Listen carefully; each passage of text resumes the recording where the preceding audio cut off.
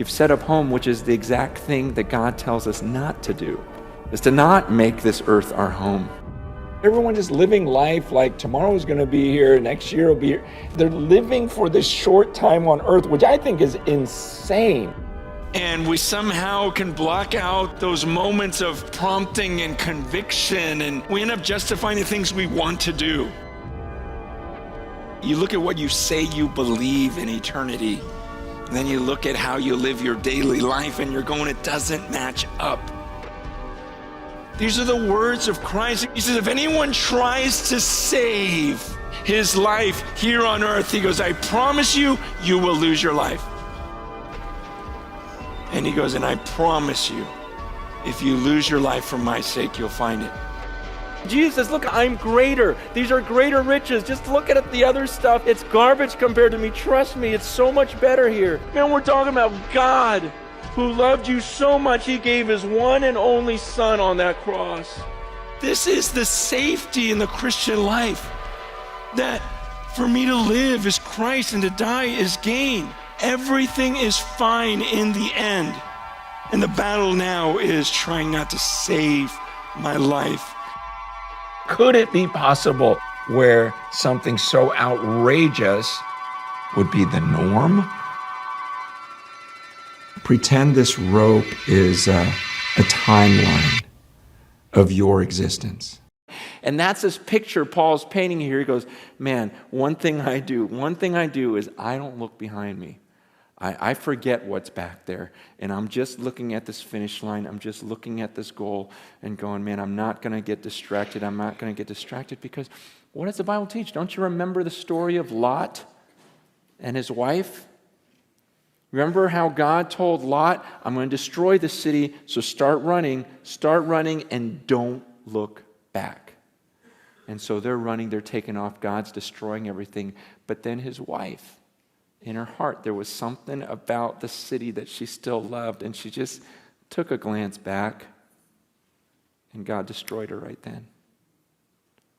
It's this whole idea of, no, look at the end. Don't look around. Don't look at all these other things that are appealing. You got to look to the end. And it says, and the New Testament says, remember what happened to Lot's wife. She looked back. Jesus talks about this in Luke chapter 9. He says it beautifully when some people wanted to follow him in Luke chapter 9. He gives the same idea. Luke 9, verse 57. He says this, Jesus is talking, and he goes, and as they were going along the road, someone says to Jesus, I'll follow you wherever you go. And Jesus said to him, foxes have holes, birds of the air have nests, but the Son of Man has nowhere to lay his head. To another he said, follow me. But he said, Lord, let me first go and bury my father. And Jesus said to him, leave the dead to bury their own dead. As for you, go and proclaim the kingdom of God. Yet another said, I'll follow you, Lord, but first let me say farewell to those at my home. Jesus said to him, no one who puts his hand to the plow and looks back is fit for the kingdom of God. That's harsh. Some of you guys think I'm harsh. Where do you think I got it? It's Jesus. They're going, come on, Jesus, let me just go bury my dad. He goes, no, let him bury himself. Let someone else bury him. We got more important things to do. Well, let me go say goodbye to those in my house real quick. No. He goes, don't you understand that anyone who starts this thing, if you put your hand to the plow and you look back, he goes, I don't want you. I didn't want Lot's wife. She started to run, but then there was some appeal back there. She still kind of liked the city. There's something about that, and maybe I'll look back just for a little bit. Maybe I can say, and he goes, no, you're not fit for the kingdom. See, those passages, man, think about that. See, here, there's so many things I want to look back at. There's so many things around me that don't have to do with the resurrection. There's a lot of things I like here in Simi Valley. There's a lot of things I like in Southern California. There's a lot of things about this home that I'm building for myself that I want to look back on. Do I want to give that up? Do I want to give that up? Well, that looks kind of appealing. Paul goes, man, I can't do that. I've got to keep looking forward. Because the moment I look back, I'm going to lose this race. Because I'm like a runner. All I think about is that finish line. And all I think about is, man, one moment I'm going to see Jesus and I'm going to spend my life preparing for that moment. I want to cross that line. I want to get my reward. It's all about that. He goes, I don't look behind me. I look forward. I forget. The one thing I do, I forget what's behind me. And I'm just looking to the end. I mean, how many of us really think that way? How many of us live that way? Looking to the end. You know what's interesting to me? This whole thing about forgetting what's behind and pressing on toward what's ahead. What does every counselor tell you to do? Look back. Let's go back to your past. What happened a few years ago? Oh, yeah? Well, then what happened when you were an adolescent? Let's talk about your early childhood. What happened there? Maybe some things in the womb. What happens? Was there distress? Did your mom have any? We're always going back, looking back, and Paul says, one thing I do, I forget what's back there, and I look forward. Is it true that there are certain things I do because of my past? Yeah. But there's a lot more that I do because of my future. You know, I do things, and we gotta focus on this, you guys. The world's going to keep making you look at your past, and we got to keep looking at the future. You look at your past, you're going to get depressed, and you're going to get stuck in your past. You look to your future and go, man, what is that moment going to be like? See, my actions, a lot of the things I do is because I'm thinking about my future, and I'm thinking about that moment when I see Jesus, because I realize that everything I do is going to bring either reward or regret. It really is. I've got an extra $1,000. Okay, on that day, that future, when I see Jesus, what is going to bring reward and what's going to bring regret? I could buy a lot of fun things for myself with that $1,000, but on that day, Paul's saying, I'm just looking at that day, going on that day, maybe I just give it to the poor, because on that day, I'll be rewarded for it, versus, we've all bought things we regret, right? You go, oh, that was a waste of money, that's a waste of money, that's a waste of money. Think about what we're going to say at the end when we stand before God. Are you going to regret the car you drove, regret the house you lived in, regret the clothes you wore, regret, just everything? What are you going to regret? How about your time and how you spent it? Are you going to go, oh, I'm so glad I watched 7,000 movies?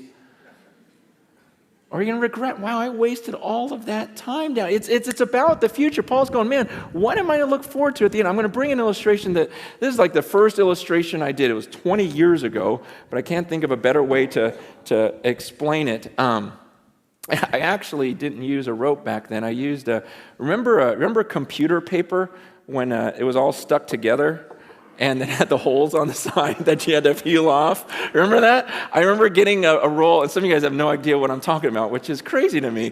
But because that was the best, and it never worked right because of the rolling things. But I remember being a youth pastor, and I put that computer paper all the way around the room, and but I'm going to use a rope now because I can't find that computer paper. Imagine this rope, okay? Pretend this rope just goes on forever, okay? Just imagination. Pretend it goes around the world a few times. It doesn't. It ends at the rock. But let's just imagine this thing goes on forever. Now imagine that this rope is a timeline of your existence. You just exist forever. And you see this red part? This would represent your time on earth. You've got a few short years here on earth, and then you've got all of eternity somewhere else. This is your existence. And what blows me away is some of you, all you think about is this red part. It's all you think about. You're consumed with this. You go, oh man, I can't wait till here. I'm going to work hard. I'm going to save so I can really enjoy this part right here. And you're consumed with that. And you're thinking, oh man, am I going to get to travel? Am I going to eat well? Am I going to do this during this part? And I'm like, are you kidding me? What about this?